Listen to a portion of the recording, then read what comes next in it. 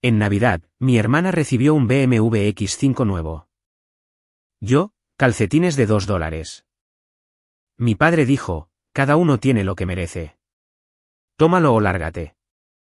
A las 4 de la madrugada me fui, pero dejé mi regalo de piedra bajo su árbol.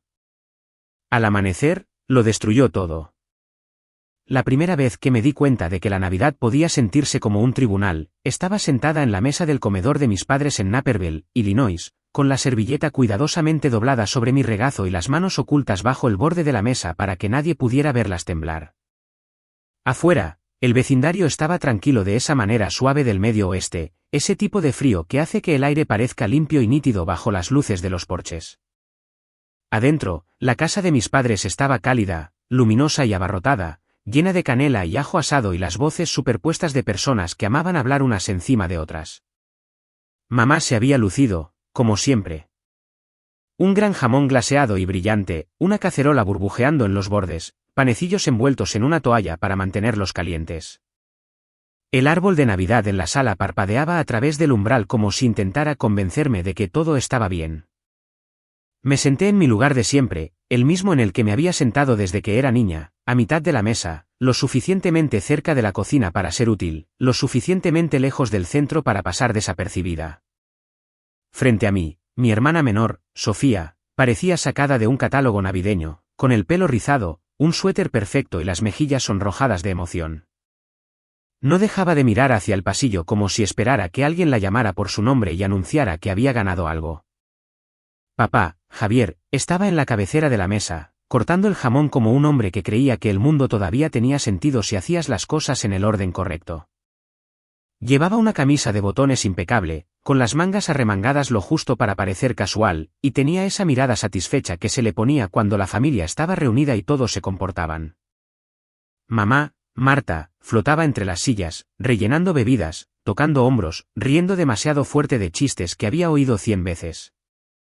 Llevaba un lápiz labial que combinaba con sus uñas, y cada vez que sonreía, podía ver lo orgullosa que estaba del cuadro que formábamos. Si me estás escuchando ahora mismo, tengo que preguntar, ¿qué estás haciendo mientras escuchas? ¿Estás doblando la ropa, conduciendo a casa, removiendo algo en la estufa? Yo, en ese momento, estaba sentada en esa mesa con las rodillas juntas, tratando de tragar un nudo en la garganta sin que nadie se diera cuenta. Si alguna vez te has sentido invisible en una habitación llena de tu propia familia, adelante, dale a me gusta y suscríbete, y dime desde dónde estás escuchando, porque te prometo que no estás solo en esto.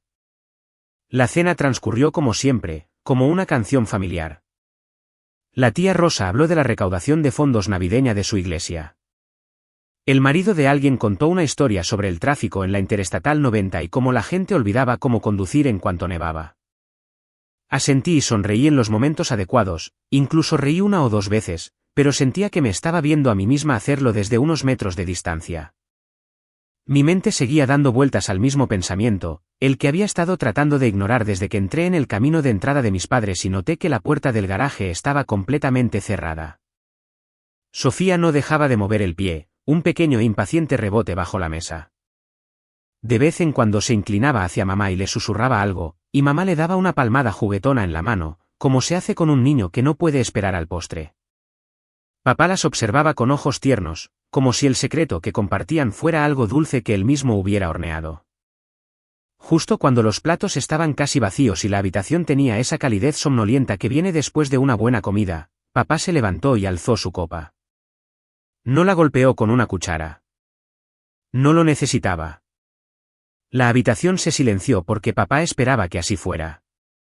Así funcionaban las cosas en nuestra familia. Papá hablaba y todos escuchaban. Se aclaró la garganta, sonriendo como si estuviera a punto de contar un chiste. Miró a lo largo de la mesa hacia Sofía, y la sonrisa se amplió hasta volverse casi teatral. Dijo que quería tomar un momento, porque este año había sido especial. Dijo que Sofía se había esforzado mucho, que se había graduado, que se merecía algo significativo para marcar el momento. Mamá juntó las manos y soltó un gritito, como si estuviera tan sorprendida como los demás, pero pude ver la emoción ensayada en su rostro. Sofía se llevó ambas manos a la boca. Sus ojos se llenaron de lágrimas al instante. Ni siquiera intentó ocultarlo, porque en nuestra familia, los sentimientos de Sofía siempre podían ser grandes. Papá dijo que había algo que quería que viera, algo que no estaba debajo del árbol. Las sillas se arrastraron hacia atrás. La gente rió y murmuró y cogió sus suéteres. Toda la sala se levantó en un arrebato de anticipación, y yo también me levanté, porque eso es lo que haces cuando la corriente de la familia te arrastra. Nos movimos por el pasillo como un pequeño desfile, los zapatos resonando contra la madera, el aliento volviéndose visible por un segundo cuando la puerta se abrió y el aire frío nos golpeó la cara. El garaje olía a goma, a aceite y a ese leve aroma químico y dulce de algo nuevo. Papá encendió las luces del techo, y por un instante, todo quedó en silencio, como si el propio aire contuviera la respiración.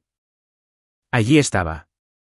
Un BMW X5, del 2026, con una pintura blanca tan brillante que reflejaba las guirnaldas de luces del garaje como estrellas. Un enorme lazo rojo descansaba sobre el capó, brillante como una señal de alto, la cinta extendida sobre el parabrisas como en una caja de regalo. Sofía emitió un sonido que era mitad sollozo y mitad risa y luego se echó a llorar, un llanto de cuerpo entero, del tipo que tienes cuando te sientes adorada. Corrió hacia adelante y presionó las manos contra la puerta, como si necesitara tocarlo para demostrar que era real. Mamá se rió, fuerte y encantada, su risa resonando en las paredes. Envolvió a Sofía por la espalda con sus brazos, y Sofía se reclinó en ella como si ese fuera su lugar. La gente aplaudió. La tía Rosa dijo: «Dios mío». Alguien silbó. Papá se quedó con las manos en las caderas, absorbiéndolo todo como un hombre que acababa de realizar el truco de magia perfecto. Papá lo repitió: «Regalo de graduación», porque se había esforzado mucho. Dijo que quería que su pequeña tuviera algo de lo que pudiera estar orgullosa. No dijo nada sobre cuánto costaba. No mencionó los pagos. No me miró ni una sola vez. Observé los dedos de Sofía trazar la curva del espejo lateral, la forma en que inclinaba la cabeza, imaginándose al volante. Susurró que todas sus amigas ya tenían coches nuevos. Dijo que había estado soñando con esto, como si fuera un deseo que había pedido en secreto durante años. Papá sonrió como si la hubiera rescatado de alguna tragedia. Mamá no paraba de reír, secándose las lágrimas de las comisuras de los ojos, como si esto fuera lo más alegre que hubiera sucedido en ese garaje. Sentí un frío en el pecho que no tenía nada que ver con el clima. Todavía no era ira. Era algo más silencioso, como una puerta cerrándose dentro de mí. Volvimos adentro, el frío persiguiéndonos hacia el calor, y todos seguían zumbando mientras se acomodaban de nuevo en sus sillas. Se retiraron los platos. Apareció el café. Alguien puso música navideña de fondo, del tipo que se supone que hace que todo se sienta apacible y seguro. Papá le dijo a Sofía que se sentara, porque había una parte más de la velada. Dijo que había regalos. Mamá dirigió a todos a la sala de estar, pero papá insistió en que termináramos en la mesa primero, como si el comedor fuera el lugar donde se tomaban las decisiones familiares. Sofía estaba sentada prácticamente vibrando. La tía Rosa le dio una palmadita en la mano y dijo que se lo merecía. Papá asintió de acuerdo. Entonces, con un gesto que me revolvió el estómago, mamá deslizó una pequeña bolsa de regalo a través de la mesa hacia mí. Era ligera. Demasiado ligera. El papel era fino y arrugado, y la bolsa era algo que podías comprar en cualquier farmacia. Sofía tenía una montaña de cajas envueltas esperando bajo el árbol, y mi bolsa parecía una ocurrencia de último momento.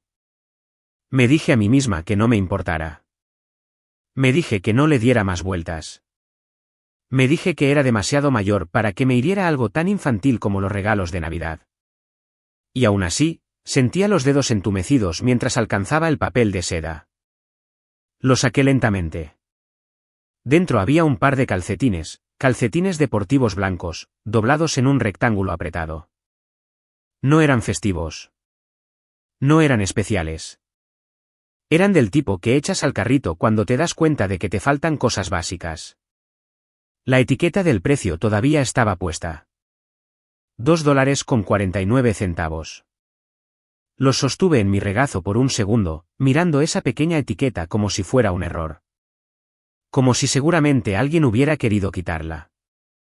Como si seguramente no pudiera ser intencional. Mamá se rió. No una risa educada. No una risita suave. Se rió como si acabara de ver algo divertido en la televisión. Papá se reclinó en su silla y me miró con ojos tranquilos y medidos. La habitación se había vuelto a silenciar, no porque a nadie le importara mi regalo, sino porque estaban observando mi cara, esperando a ver qué haría. Esperando que la responsable fuera responsable. Papá dijo, la familia es lo primero. No respondí. Podía sentir mis mejillas calentarse, no de vergüenza, sino del esfuerzo por mantener mi expresión neutral. Papá dijo, cada uno recibe lo que se merece. Mamá se rió de nuevo, y Sofía, todavía sonrojada por su momento BMW, soltó también una pequeña carcajada, como si mi incomodidad fuera un acompañamiento para su alegría. Entonces papá dijo, o lo tomas, o te marchas. Su voz no se alzó. Eso fue lo que lo hizo peor. No fue una explosión. No fue una pelea. Fue un veredicto. Miré los calcetines de nuevo. $2.49. Era un número tan pequeño, pero cayó como un peso. Podía oír el suave zumbido del refrigerador en la cocina. Podía oír la cuchara de alguien tintinear contra una taza de café. Podía oír mi propio pulso en mis oídos. No lloré. No grité. No pregunté por qué. Sonreí. Era el tipo de sonrisa que las mujeres aprenden a poner cuando intentan mantener la paz. El tipo de sonrisa que usas cuando estás tragando algo afilado. Dije gracias, porque eso es lo que una buena hija dice en la cena de Navidad. Dije siempre me vienen bien unos calcetines. Incluso los levanté ligeramente como si fueran una broma que pudiera compartir, como si estuviera al tanto. Papá asintió, satisfecho. Mamá se reclinó en su silla, todavía divertida. La atención de Sofía se desvió de mí inmediatamente, de vuelta a su teléfono, a su coche nuevo, a la parte de la noche que le pertenecía. La conversación comenzó de nuevo como si nada hubiera pasado. La gente se levantó y se trasladó a la sala de estar. Mamá encendió más luces. Alguien tomó fotos de Sofía junto al árbol, con las mejillas húmedas de lágrimas de felicidad, sus brazos alrededor de mamá y papá. Lo seguí porque mi cuerpo conocía la coreografía. Me quedé a un lado mientras Sofía abría algunos regalos más, y aplaudí en los momentos adecuados. Sentía que mis manos pertenecían a otra persona. La habitación se desenfocaba en los bordes, no porque estuviera mareada, sino porque algo dentro de mí estaba afinando su enfoque. Todo lo que podía ver era ese lazo. Ese capó blanco y brillante. Esa etiqueta de precio en mis calcetines. En algún momento, papá pasó a mi lado y me dio una palmadita en el hombro, un apretón firme y pequeño, como si yo fuera un perro bien entrenado. Me dijo que siempre era la fuerte. Me dijo que sabía que yo entendía lo que significaba la familia. Asentí, porque si abría la boca, no estaba segura de lo que saldría. Cuando la noche finalmente se calmó, cuando la gente empezó a bostezar, a abrazarse y a abrigarse para irse, mamá me abrazó y me dijo buenas noches. Me dijo que condujera con cuidado. Me dijo que estaba orgullosa de mí. Me dijo que me quería. Dije, yo también te quiero, porque los viejos hábitos son difíciles de matar. Sofía apenas levantó la vista cuando le dije buenas noches. Todavía sostenía sus llaves, girándolas en su mano como si no pudiera creer que fueran reales. Dijo algo sobre sacar el BMW a primera hora de la mañana, tal vez publicar un vídeo. Dijo que no podía esperar a enseñárselo a todo el mundo. Papá cerró la puerta con llave detrás del último invitado. Revisó las ventanas como siempre hacía. Mamá apagó la luz de la cocina.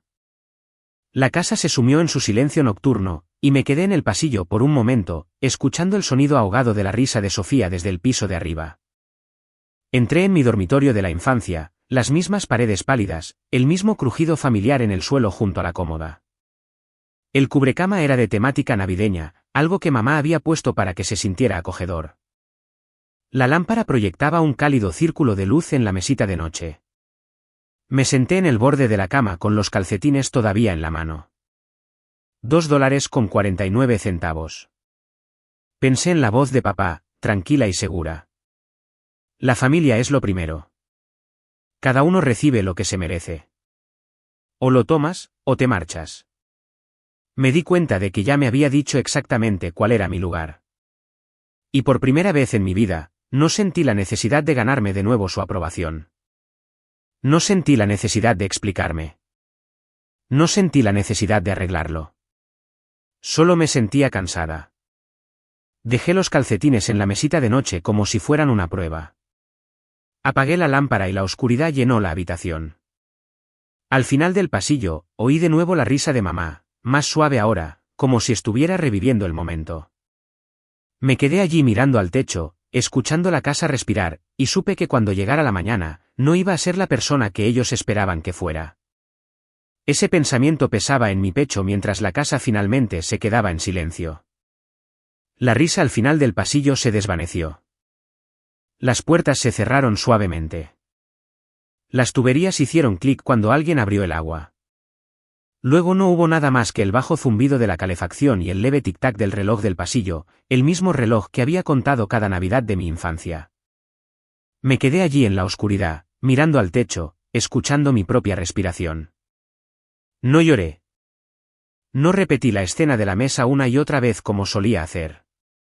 En cambio, mi mente se sentía extrañamente quieta, como si hubiera llegado a una conclusión mucho antes de que mis emociones la alcanzaran.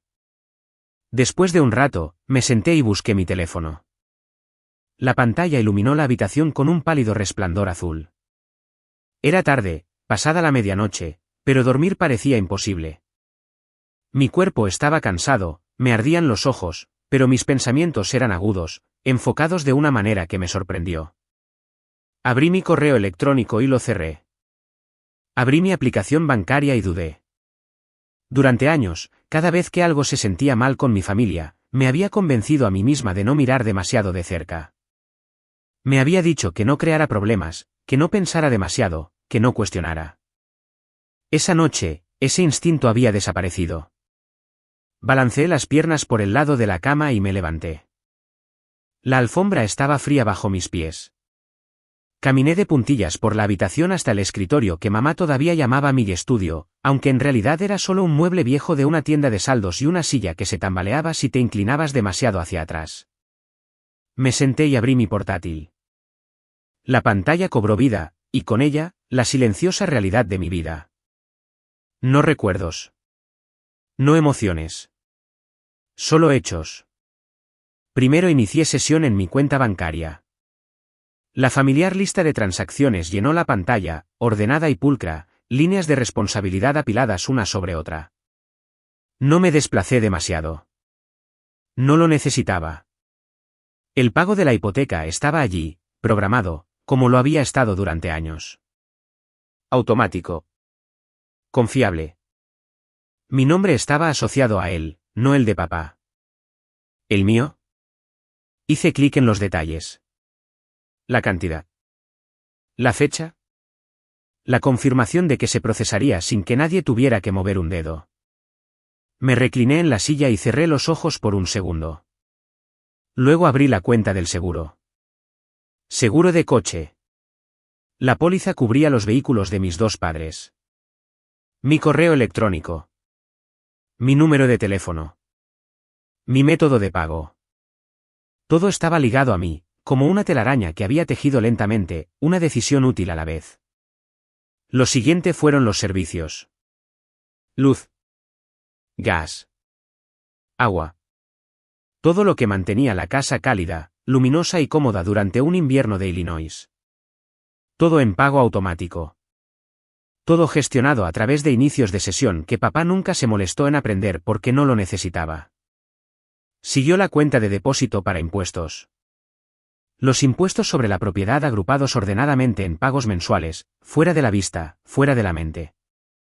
De nuevo, mi nombre. Mi cuenta. Mi responsabilidad. Me quedé allí mirando la pantalla, el suave zumbido del ventilador del portátil era el único sonido en la habitación. Esta era la verdad que nunca me había permitido decir en voz alta. Ni a mis amigos. Ni a mis compañeros de trabajo. Ni siquiera a mí misma. Su vida funcionaba porque yo la hacía funcionar.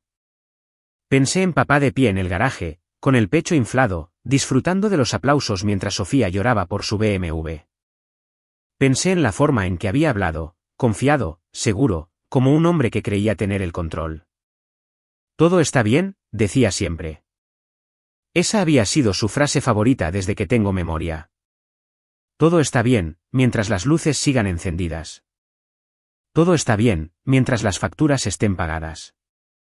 Todo está bien, mientras alguien más se ocupe silenciosamente de los detalles. La decisión de comprar ese coche no había sido práctica. No había sido planeada. Había sido emocional, impulsada por el orgullo y la presión y el deseo de ver a Sofía feliz, de darle lo que tenían sus amigas, de sentirse un padre generoso. Podía verlo claramente ahora, sin amargura, sin ira. Lo que no había hecho era pensar en lo que sucedería después. Abrí una nueva pestaña e inicié sesión en el portal de pagos. Mis manos estaban firmes. Eso me sorprendió. Había esperado que temblaran, que dudaran, que se congelaran como siempre lo hacían cuando la familia estaba involucrada. En cambio, se movieron con una certeza silenciosa. Hice clic en el pago de la hipoteca. Había una pequeña opción debajo, algo que nunca antes había tocado. Cancelar pago automático. Las palabras estaban allí, simples y sin pretensiones. Sin banners de advertencia. Sin ventanas emergentes dramáticas.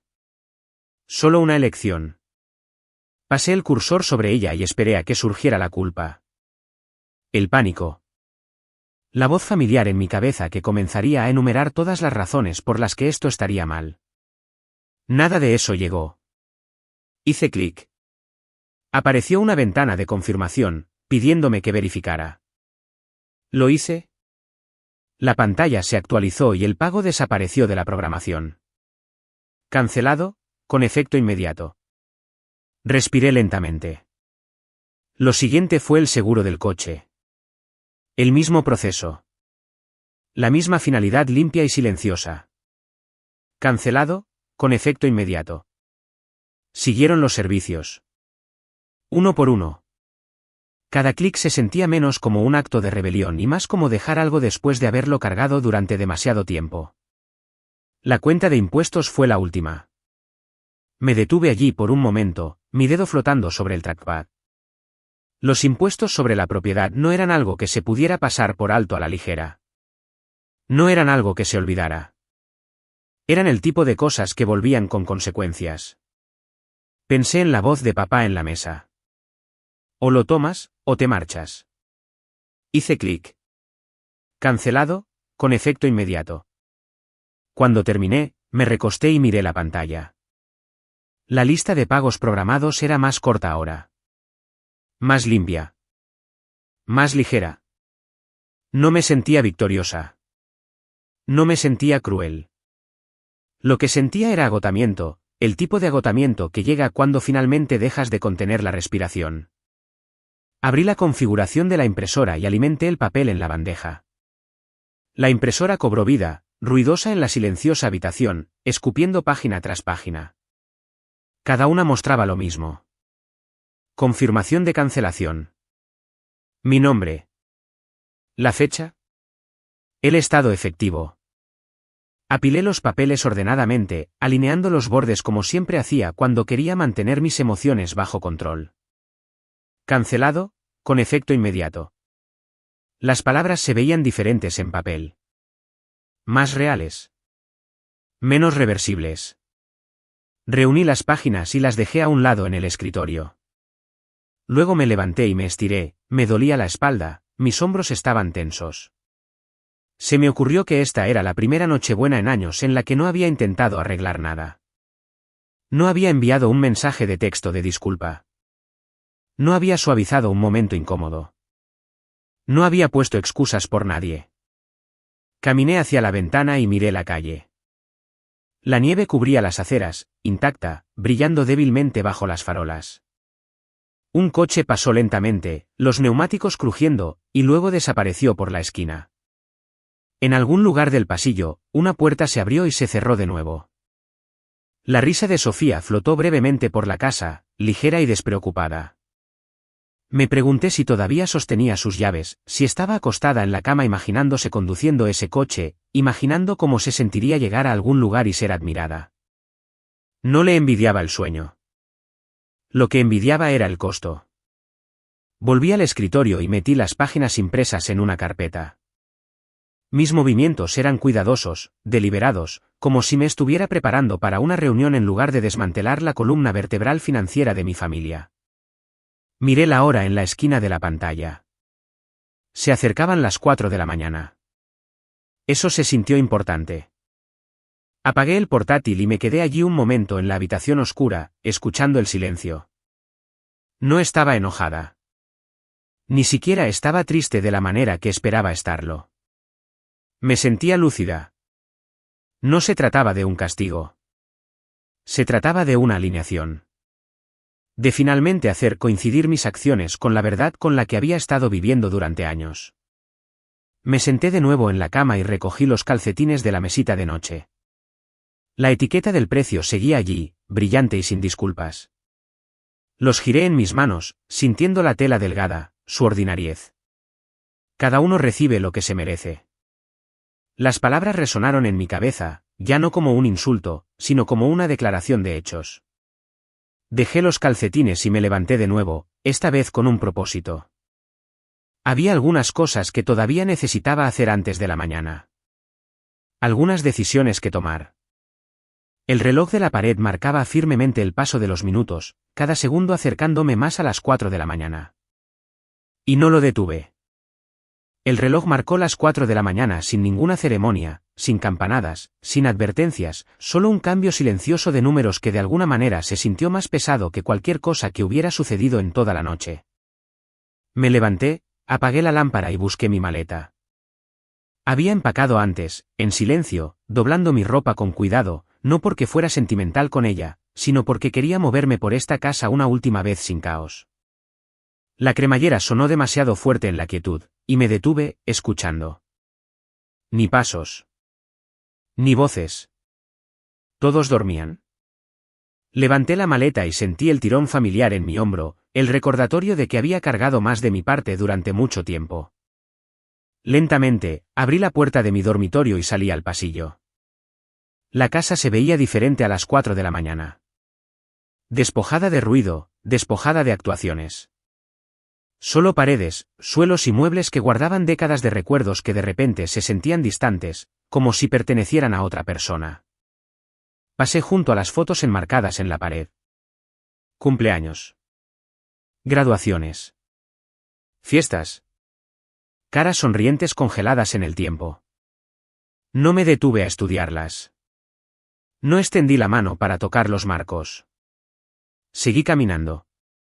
Las escaleras crujieron suavemente bajo mi peso. Me detuve a mitad de camino, conteniendo la respiración, esperando que se encendiera una luz, que una voz me llamara. No pasó nada. La casa siguió durmiendo. En la cocina, el árbol de Navidad todavía brillaba suavemente en la esquina, las luces parpadeando con un ritmo lento y perezoso. Las cajas envueltas estaban debajo, algunas ya abiertas, otras intactas. La habitación olía ligeramente a comida, a pino y a algo dulce de las velas de mamá. Dejé mi maleta cerca de la mesa y metí la mano en el bolsillo. La llave de la casa se sentía más pesada que nunca. La coloqué con cuidado sobre la superficie de madera, justo donde papá siempre dejaba sus llaves cuando llegaba a casa. No añadí las llaves de mi coche. Esas se quedaron en el bolsillo de mi abrigo, donde pertenecían. Por un momento, me quedé allí, mirando esa pequeña pieza de metal, sabiendo exactamente lo que significaba. No era dramático. No era simbólico de una manera que nadie apreciaría a primera vista. Era práctico. Final. Metí la mano en mi bolso y saqué la carpeta que había preparado. Dentro estaban las confirmaciones impresas, apiladas ordenadamente, los bordes todavía nítidos. Cancelado, con efecto inmediato. Hipoteca. Seguro de coche. Servicios. Todo lo que silenciosamente había mantenido esta casa unida. Me arrodillé y deslicé la carpeta debajo del árbol, colocándola con cuidado entre el papel de regalo y los lazos, posicionándola para que fuera imposible no verla. Fue el único regalo que dejé. Dudé solo un segundo, luego saqué un pequeño trozo de papel y escribí una línea corta con mi propia letra. Nada dramático. Nada largo. La familia es lo primero. Cada uno recibe lo que se merece. Doblé el papel una vez y lo metí en la carpeta. Eso fue todo. Sin una nota larga. Sin explicaciones. Sin disculpas. Había pasado años explicándome. Esa noche, dejé que mis acciones hablaran en su lugar. No desperté a mamá. No llamé a la puerta de Sofía. No miré hacia la oficina de papá, donde la luz siempre estaba encendida hasta tarde, incluso cuando no se estaba trabajando. Me puse el abrigo, me colgué el bolso al hombro y levanté la maleta de nuevo. El peso se sentía diferente ahora, manejable, como si coincidiera con lo que llevaba dentro por primera vez en mucho tiempo. En la puerta principal, me detuve con la mano en el pomo. La casa estaba completamente en silencio, como si contuviera la respiración. Por un breve momento, un pensamiento cruzó mi mente. No arrepentimiento, no miedo, solo una tranquila conciencia de que una vez que saliera, no habría un camino fácil de regreso. No habría forma de fingir que esto fue un malentendido. No habría forma de suavizarlo más tarde. Abrí la puerta y salí al frío. El aire me golpeó la cara, agudo y limpio, e inhalé profundamente. La nieve crujió suavemente bajo mis zapatos mientras bajaba los escalones de la entrada. El vecindario dormía, las luces apagadas, los coches alineados ordenadamente a lo largo de la calle, la ilusión de estabilidad intacta. Metí mi maleta en el maletero de mi coche y lo cerré suavemente. El sonido resonó más fuerte de lo que esperaba en la calle silenciosa. Cuando me senté en el asiento del conductor y arranqué el motor, las luces del tablero parpadearon, familiares y reconfortantes. Ajusté los espejos por costumbre, mis manos moviéndose en piloto automático, y luego me alejé del bordillo. Mientras conducía por el vecindario, noté cosas a las que nunca antes había prestado atención. La forma en que las farolas proyectaban halos suaves sobre la nieve. La silueta de las casas contra el cielo oscuro. La quietud. Esta era la misma calle por la que había conducido innumerables veces, volviendo a casa para las fiestas, trayendo regalos, trayendo ayuda, volviéndome a meter en un papel que ya no me quedaba. Esa noche, se sentía diferente. Giré en la carretera principal y observé cómo la casa desaparecía en mi espejo retrovisor. Esperaba que algo dramático sucediera dentro de mí. Una oleada de ira. Una ola de dolor. Un alivio tan fuerte que me dejara sin aliento. En cambio, lo que sentí fue más ligero que todo eso. No felicidad. No triunfo. Solo espacio. Mi teléfono vibró una vez en el asiento del pasajero. No lo miré. Mantuve mis ojos en la carretera, los carriles vacíos extendiéndose frente a mí. Naperville a las 4 de la mañana estaba tranquilo de una manera que se sentía casi sagrada. Sin tráfico. Sin distracciones.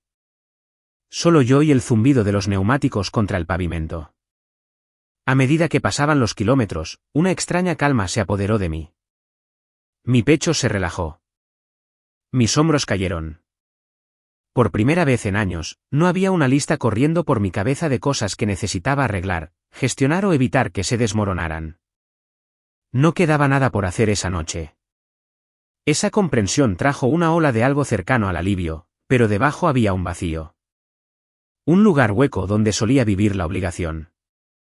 Era inquietante, como salir de una habitación llena de gente al aire libre y darte cuenta de que habías olvidado cómo quedarte quieto. Seguí conduciendo, dejando que la carretera me llevara hacia adelante. No sabía qué pasaría cuando se despertaran. No sabía cuánto tiempo tardarían en entender lo que había hecho, o si alguna vez lo harían de verdad. No intenté predecir las consecuencias. Por una vez, me permití no planificar la reacción de los demás. El cielo apenas comenzaba a clarear en los bordes mientras me dirigía hacia la autopista, el azul oscuro dando paso lentamente al gris. La mañana estaba llegando, estuviera quien estuviera preparado para ella o no. Apreté el volante y seguí conduciendo, llevando conmigo una mezcla de ligereza y pérdida, de libertad e incertidumbre. La casa detrás de mí estaba en silencio. La carretera por delante estaba vacía. Y por primera vez en mucho, mucho tiempo, ambas cosas se sentían exactamente correctas. Para cuando llegué al estacionamiento de mi edificio de apartamentos, el cielo había pasado del negro a un delgado gris invernal, del tipo que hace que todo parezca honesto e inacabado. Tenía los dedos rígidos de agarrar el volante y los ojos me picaban, pero todavía no tenía sueño. Me sentía despierta de una manera que no tenía nada que ver con la cafeína. Subí mi maleta por las escaleras, escalón por escalón, y el olor familiar del pasillo me golpeó, a alfombra vieja y al detergente de la ropa de alguien. Era un edificio pequeño, nada lujoso, pero era mío. Cuando abrí la puerta y entré, el silencio me envolvió como una manta. Dejé la maleta en la entrada y me quedé allí un segundo, escuchando. Ni risas. Ni platos tintineando. Ni televisión de fondo. Solo silencio y el suave clic del calentador al encenderse. Me quité el abrigo y lo colgué en el gancho junto a la puerta. Mis llaves cayeron en el cuenco sobre la mesita que tenía en la entrada. Era una rutina simple, y me alivió el pecho, solo un poco. Entonces mi teléfono vibró. Una vibración aguda contra la madera de la mesa, como una pequeña alarma sonando en mi vida. Lo miré y vi el nombre de mamá en la pantalla. No contesté. La vibración se detuvo, y por un momento, hubo paz de nuevo. Luego volvió a vibrar. El mismo nombre. La misma insistencia. Entré en la cocina, llené un vaso de agua y lo bebí lentamente. Podía sentir el latido de mi corazón en la garganta, no por pánico, sino por la adrenalina que aún no se había quemado. El teléfono vibró de nuevo, y de nuevo, y de nuevo. Lo cogí y miré las llamadas perdidas acumulándose. No me sentí halagada. No me sentí culpable. Sentí algo más cercano a la curiosidad. Como si estuviera observando una tormenta desde el interior de una casa segura. El primer buzón de voz llegó casi de inmediato. Dejé que saltara el contestador, y luego lo reproduje mientras me apoyaba en la encimera. La voz de mamá era aguda, entrecortada, como se le ponía cuando tenía miedo pero intentaba sonar razonable. Dijo mi nombre como si llamara a un niño desde el otro lado de una tienda abarrotada. Preguntó dónde estaba. Preguntó qué estaba haciendo. Dijo encontramos algo debajo del árbol. Dijo llámame ahora mismo. Ni un ¿cómo estás? Ni un estás a salvo. Ni un algo pasó. Solo ¿qué estás haciendo? La siguiente llamada llegó antes de que terminara de reproducirse el buzón de voz. Esta vez era papá. Miré la pantalla hasta que dejó de sonar. Apareció un nuevo buzón de voz. Lo reproduje. La voz de papá era controlada, pero había un filo duro debajo, el mismo filo que usaba cuando quería recordar a todos quién ponía las reglas. Dijo que tenía que coger el teléfono. Dijo que esto no era gracioso. Dijo que estaba siendo dramática. Dijo podemos hablar de esto como adultos. Como adultos, dijo, como si la noche anterior no hubiera sido él diciéndome o lo tomas, o te marchas. Se me encogió el estómago, no de ira, sino por ese viejo reflejo de prepararme para su decepción. Odiaba ese reflejo. Odiaba lo rápido que todavía aparecía. El teléfono vibró de nuevo.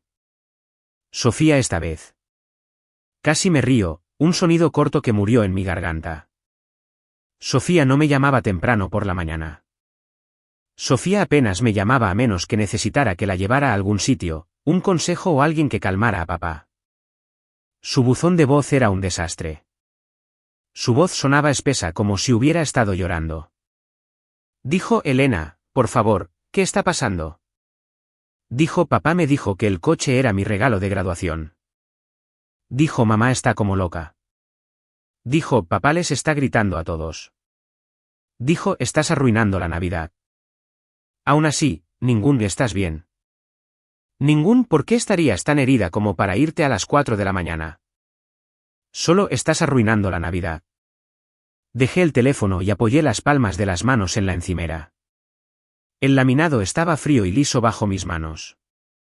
Respiré lentamente y lo solté por la nariz. Esta era la parte que había estado evitando durante años. No el dinero. No los pagos. La reacción. La forma en que mi familia podía torcer cualquier límite en un ataque, cualquier no en una traición. Entré en la sala de estar y me senté en el borde de mi sofá. La habitación se veía exactamente como la había dejado cuando fui a Naperville. Una manta doblada ordenadamente. Un montón de correo en la mesa de centro. Una pequeña planta en el alféizar de la ventana que hacía lo posible por sobrevivir al invierno. Este espacio me había mantenido entera durante años mientras salía al mundo fingiendo que estaba bien. Había sido mi lugar tranquilo.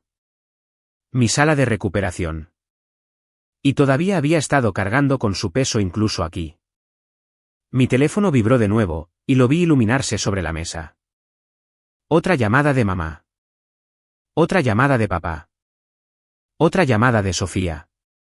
No contesté. Dejé que el teléfono sonara y sonara hasta que se detuvo. Luego me senté de nuevo en el silencio, y esperé. Sabía lo que estaba pasando al otro lado. Podía imaginarlo con una claridad incómoda. Mamá en la cocina, con el pelo desordenado, la bata bien ajustada, de pie frente al árbol con la mano en la boca. Sofía caminando en círculos, llorando, gritando, y luego llorando de nuevo. Papá en sus zapatillas, con la mandíbula apretada, mirando los papeles como si lo hubieran insultado personalmente. Papá no estaría leyendo con atención. Nunca lo hacía. Escanearía buscando la parte donde pudiera asignar la culpa. Mamá estaría buscando una manera de hacer que esto se tratara de sentimientos en lugar de hechos. Sofía estaría buscando a alguien que lo arreglara. Y ninguno de ellos sabría cómo, porque yo había sido la que sabía cómo durante mucho tiempo. Mi teléfono vibró de nuevo. Otro buzón de voz. La voz de mamá había cambiado. Menos miedo, más acusación. Dijo que la había avergonzado. Dijo que teníamos invitados. Dijo que no podía creer que hiciera esto en Navidad. Dijo después de todo lo que hemos hecho por ti. Después de todo, dijo. Me recosté en los cojines del sofá y miré al techo por un segundo, dejando que esa frase flotara en el aire. Después de todo lo que hemos hecho por ti. Siempre era el mismo guión. La misma línea. La misma reescritura de la historia donde mis contribuciones se volvían invisibles y las suyas se convertían en el titular. El teléfono vibró de nuevo. Papá, de nuevo. Escuché ese buzón de voz también, porque una parte de mí todavía necesitaba entender cómo funcionaba su mente, incluso ahora. La voz de papá era más aguda esta vez. Dijo, tienes que parar esto ahora mismo. Dijo, estás exagerando. Dijo, estás celosa. Dijo, estás haciendo que todos se sientan incómodos. Dijo, los calcetines eran una broma. Dijo, no aguantas una broma. Dijo, siempre has sido demasiado sensible. Demasiado sensible, dijo, como si la sensibilidad fuera el problema y no lo que él había hecho. Sentí algo parpadear en mí, una pequeña chispa que podría haberse convertido en rabia. Pero no lo hizo. Se asentó en algo estable. Él no iba a entender. No porque no pudiera, sino porque entender requeriría que admitiera que estaba equivocado. Y papá no hacía eso. Me levanté y caminé hacia la ventana. Afuera, el mundo se estaba despertando. Un vecino raspaba el hielo de un parabrisas. Alguien paseaba a un perro abrigado con un abrigo. Un coche pasaba lentamente, los neumáticos silbando sobre la sal y la nieve. Vida normal. Gente normal. Cada uno se ocupa de sus propias responsabilidades. Mi teléfono vibró de nuevo, y me aparté de la ventana. Esta vez, apareció un mensaje de texto de Sofía. Era una larga cadena de palabras sin mucha puntuación, la forma en que la gente escribe cuando está en pánico. Decía, mamá está llorando. Papá está furioso. No pueden iniciar sesión en nada. El sitio de la hipoteca dice que el pago está cancelado. La cuenta del seguro dice que la póliza está cancelada. La compañía de servicios los puso en espera y les pidió una contraseña que papá no conoce. Dijo, está gritando que hiciste esto para castigarnos. Dijo, por favor, contesta, Elena, por favor. Casi podía oír su voz mientras lo leía, la forma en que sube y baja cuando intenta sonar como la víctima, incluso cuando no entiende toda la historia. Dejé el teléfono de nuevo y me froté la frente. No pueden iniciar sesión en nada. Papá no conoce la contraseña. La compañía de servicios pidió una contraseña que papá no conoce. Parte de mí sintió una amarga satisfacción, y no me gustó esa parte. No quería ser alguien que disfruta viendo a la gente luchar. Pero otra parte de mí, la que había sido ignorada durante años, se sintió validada. Ni siquiera sabían lo que yo había estado haciendo. Habían estado viviendo dentro de un sistema que yo construí y mantuve, y nunca se habían molestado en aprender cómo funcionaba. Nunca se habían molestado en preguntar si era demasiado pesado para mí llevarlo. Me habían llamado responsable, pero nunca me habían tratado con respeto. Mi teléfono vibró de nuevo. Mamá de nuevo. Lo dejé sonar. Entré en mi dormitorio y me senté en el borde de la cama, la misma cama en la que me había derrumbado tantas noches después de largos días de trabajo. Me quité los zapatos y me froté los pies, tratando de anclarme en mi propio cuerpo en lugar del caos que sucedía a kilómetros de distancia. El teléfono vibró de nuevo. Papá de nuevo. Luego otro texto de mamá. Decía, contesta ahora mismo. Decía, esto es inaceptable. Decía, estás hiriendo a tu padre. Decía, no sé quién te crees que eres. Y luego dijo algo que me revolvió el estómago, no porque me asustara, sino porque me mostró exactamente cuán profundo era el sentimiento de derecho. Decía, tienes un buen trabajo. Puedes permitirte ayudar. Deja de ser egoísta. ¿Egoísta? Leí la palabra 2 veces, dejando que calara. Esa era la historia que se estaban contando a sí mismos en tiempo real. No que habían dependido de mí. No que habían tomado sin preguntar. No que se habían reído de mí en la mesa y me habían dicho que me fuera. No. Yo era egoísta. Me levanté y volví a la sala de estar. Mis manos estaban firmes de nuevo. Cogí mi teléfono, lo sostuve en la palma de mi mano y sentí la vibración de otra llamada entrante. Papá. Lo vi sonar hasta que se silenció. No quería oír su voz. Todavía no. Quizás nunca. El día afuera siguió avanzando. La luz se hizo más brillante. La mañana avanzó como si tuviera todo el derecho a ser pacífica, incluso mientras mi familia se sumía en una espiral. El teléfono vibró de nuevo, y el sonido me oprimió el pecho, pero también me recordó algo importante. Durante años, la vibración había significado que tenía que responder. Significaba que tenía que arreglarlo. Significaba que tenía que sacrificar mi propia paz para mantenerla de ellos intacta. Hoy, significaba algo más. Hoy, significaba que finalmente estaban sintiendo lo que yo había estado conteniendo por ellos. Miré el teléfono, la lista de llamadas perdidas, los buzones de voz acumulándose, los textos frenéticos. No contesté a ninguno de ellos. En cambio, mantuve presionado el botón de encendido hasta que la pantalla se volvió negra. El silencio que siguió fue inmediato y completo, como una puerta cerrándose. Y en esa quietud, me di cuenta de algo que me hizo un nudo en la garganta. Mi silencio no era solo un límite. Era una fuerza. Era lo primero que había hecho que no podían sortear con palabras, manipular con culpa o tomar a broma en la mesa. Y los estaba asustando. Durante un tiempo después de esa mañana, no hubo nada. Ni llamadas. Ni mensajes. Solo días tranquilos que se asentaron en un nuevo ritmo en el que todavía estaba aprendiendo a vivir. Volví al trabajo. Compré comestibles sin hacer cálculos mentales en cada pasillo. Dormí toda la noche sin que mi teléfono se iluminara en la mesita de noche. Pasaron semanas. El mundo no se acabó. Mi pecho se relajó lentamente. Entonces cayó la primera ficha del dominó. No me enteré de inmediato. No por mamá.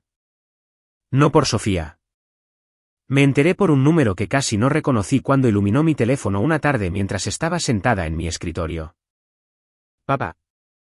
Miré la pantalla durante un largo momento, mis dedos flotando sobre ella. Era la primera vez que su nombre aparecía desde la mañana de Navidad. Sin acumulación de buzones de voz. Sin una cadena de textos furiosos de antemano. Solo una llamada. Dejé que sonara una vez. 2 veces. Luego contesté. Su voz sonaba diferente de inmediato. Más baja. Insegura. No enojada. No autoritaria. Asustada. Dijo mi nombre suavemente, como si lo estuviera probando, como si no estuviera seguro de si se le permitía decirlo más. Luego respiró hondo y me dijo que había tenido un accidente. Se me cayó el estómago, una sensación fría y aguda se extendió por mi pecho. Le pregunté si estaba herido. Dijo que no. Solo una pequeña colisión. Un choque leve en un semáforo.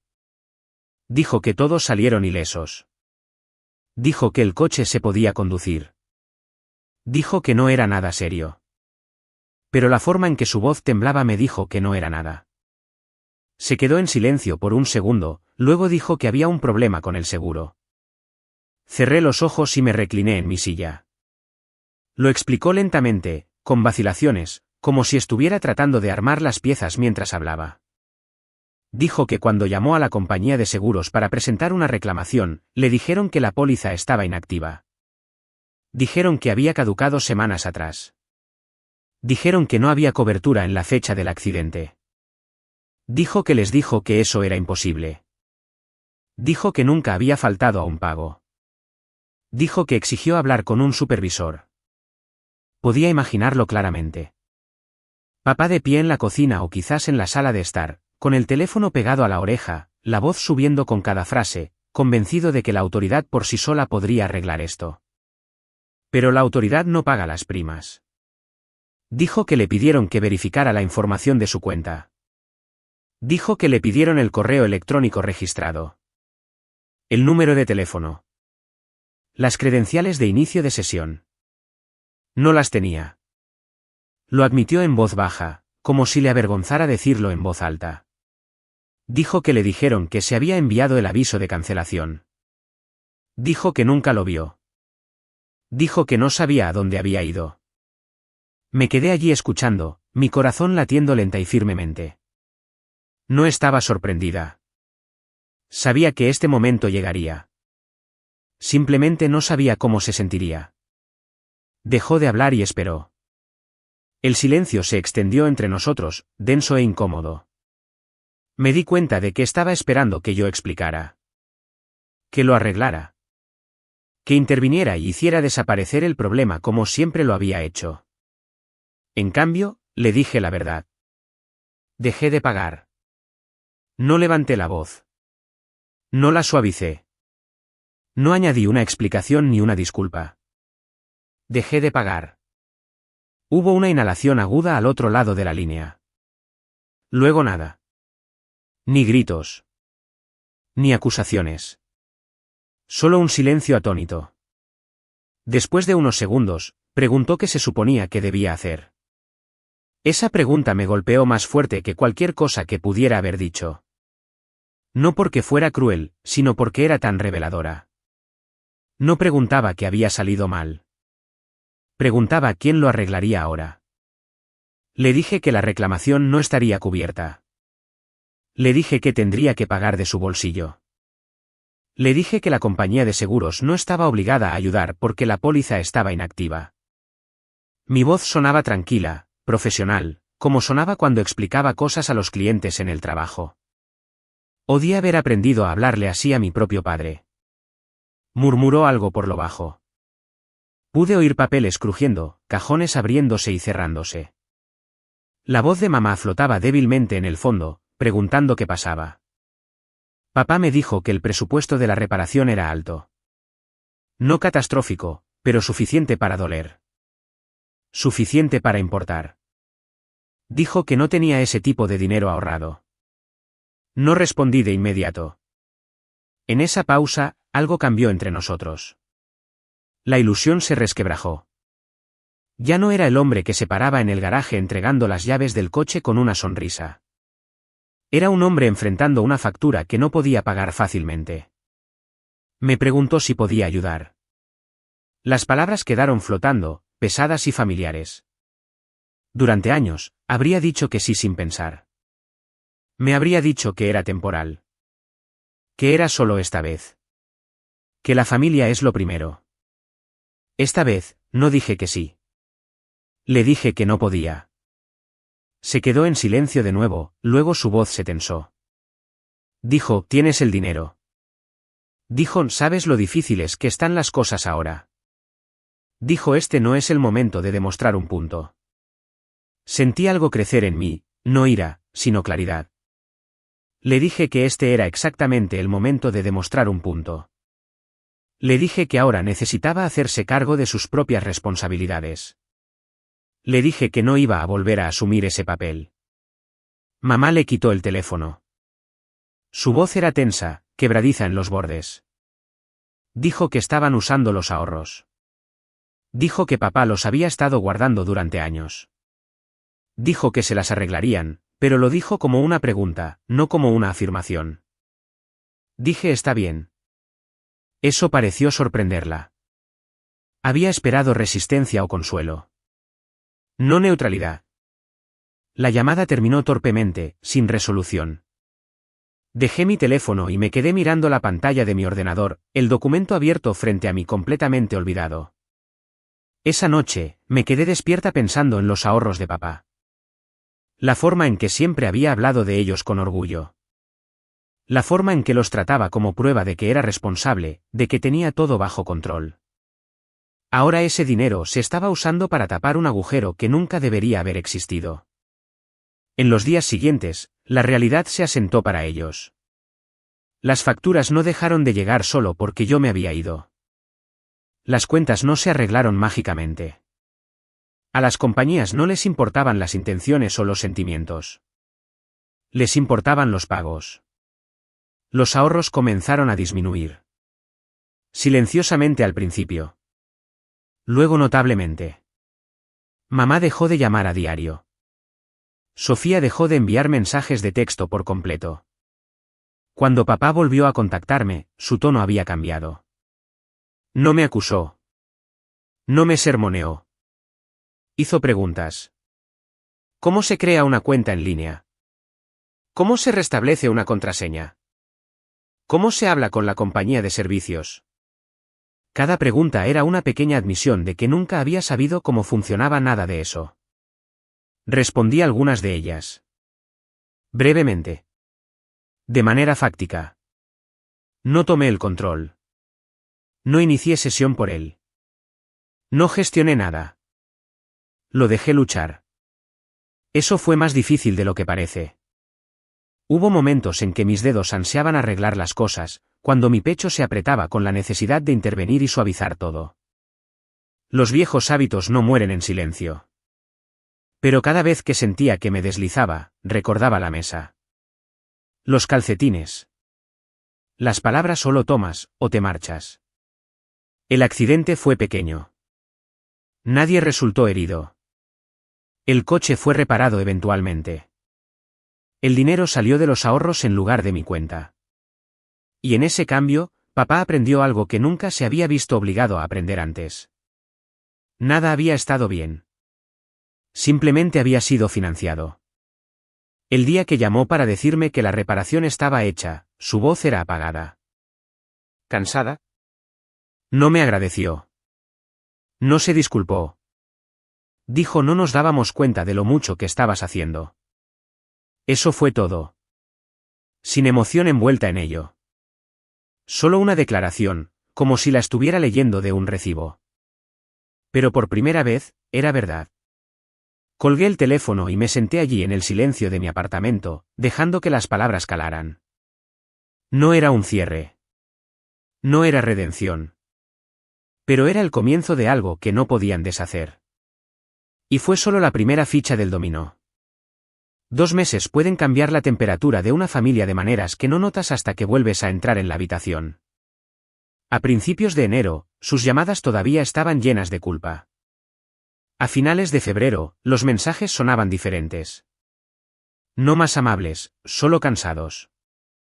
Como si todos hubieran estado despiertos demasiadas noches mirando facturas que no entendían. No volvían a Pervel.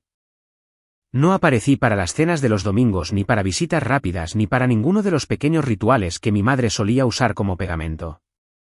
Me quedé en mi apartamento y viví mis días como una persona que se pertenecía a sí misma. Trabajo, compras, lavandería, noches tranquilas. El tipo de vida que suena aburrida hasta que has pasado años viviendo en un estado constante de emergencia. Sofía se mantuvo en silencio durante la mayor parte de esas semanas. Eso era nuevo. A Sofía le encantaba la atención. A Sofía le encantaba ser el centro de atención. Pero cuando el foco pasó de brillante a duro, desapareció en su habitación como un gato debajo de una cama.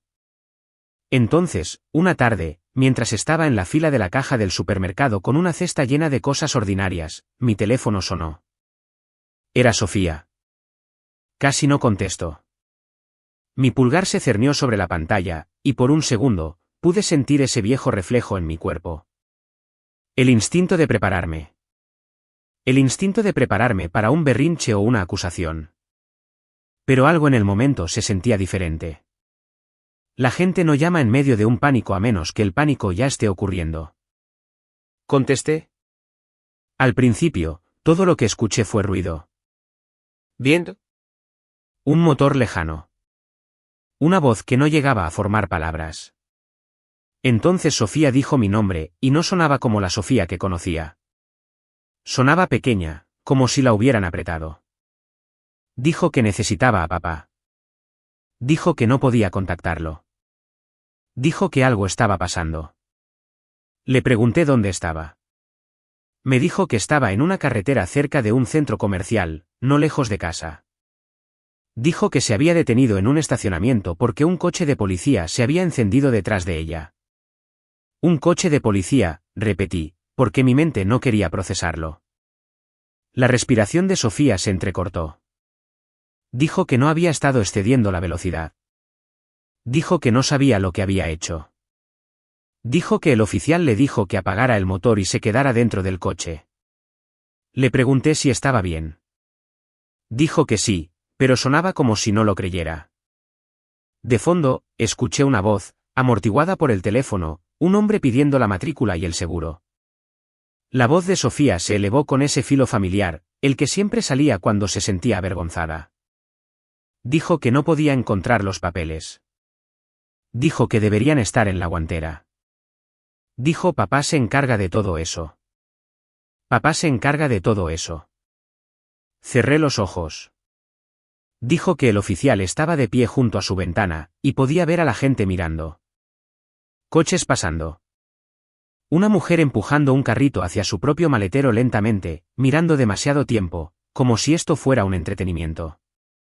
Sofía dijo que no quería que la gente la viera así. Le pregunté qué más estaba pasando.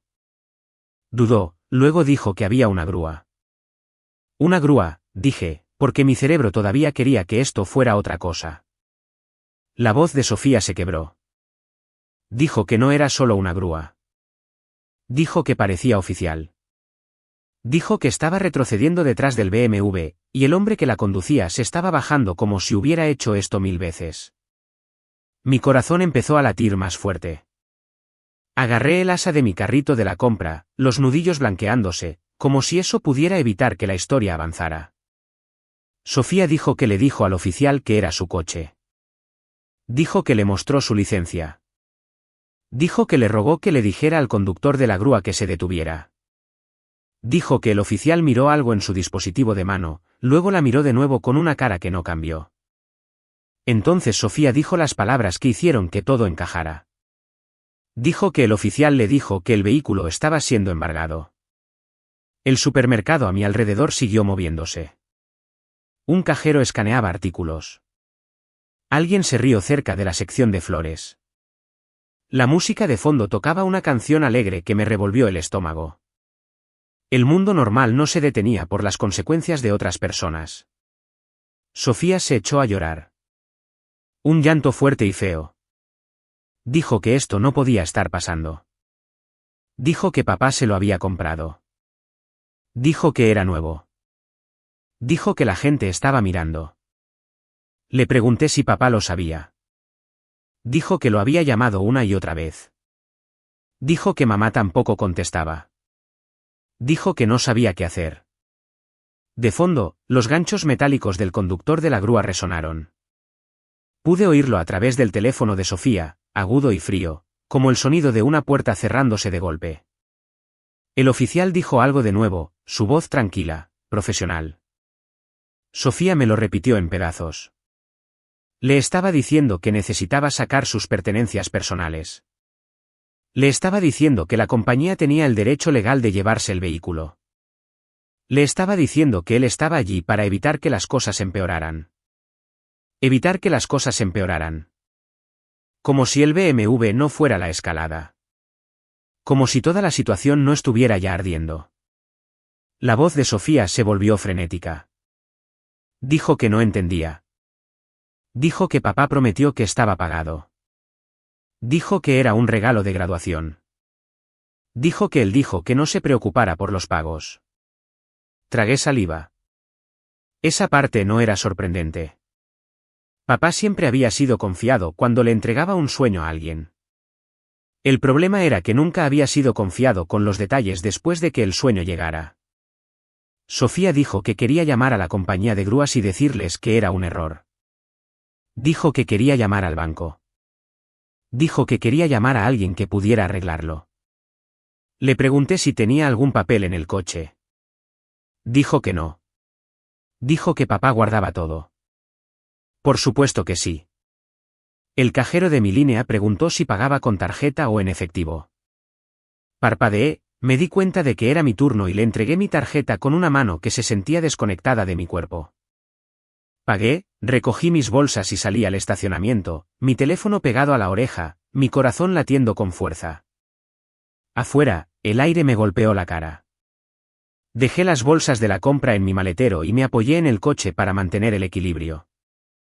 Sofía seguía llorando. Dijo que no podía creerlo. Dijo que era humillante. Dijo que todos podían verla. Dijo que sentía que se estaba encogiendo dentro de su propia piel. Entonces dijo la frase que me lo dijo todo sobre cómo había estado viviendo. Dijo, solo quería un coche como el de mis amigas. No un coche seguro.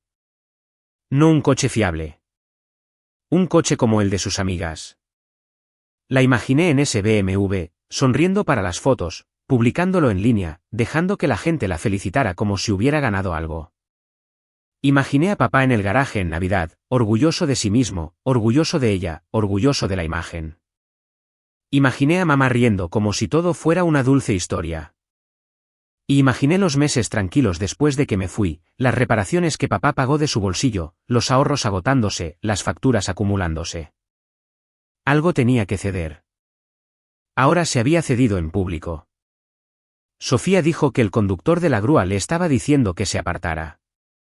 Dijo que el coche ya estaba enganchado. Dijo que podía oír el cabrestante chirriar, tirando del BMW a su posición como un animal capturado. Dijo que el oficial le dijo que firmara algo reconociendo que sus pertenencias habían sido retiradas. Dijo que le temblaban tanto las manos que apenas podía sostener el bolígrafo. Le pregunté de nuevo si estaba a salvo. Dijo que sí, pero su voz temblaba. Dijo que sentía que iba a vomitar. Le dije que cogiera su bolso, su cargador de teléfono, cualquier cosa personal. Le dije que respirara.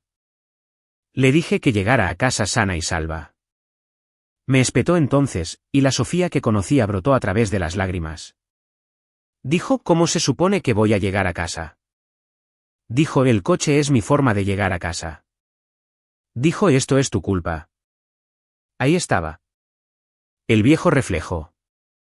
Culpar a la persona más cercana que solía arreglar las cosas. No discutí. No me defendí. No le recordé que papá me dijo que me fuera. No le recordé los calcetines. No le recordé los años en que pagué por sistemas que ella ni siquiera notó. Solo escuché.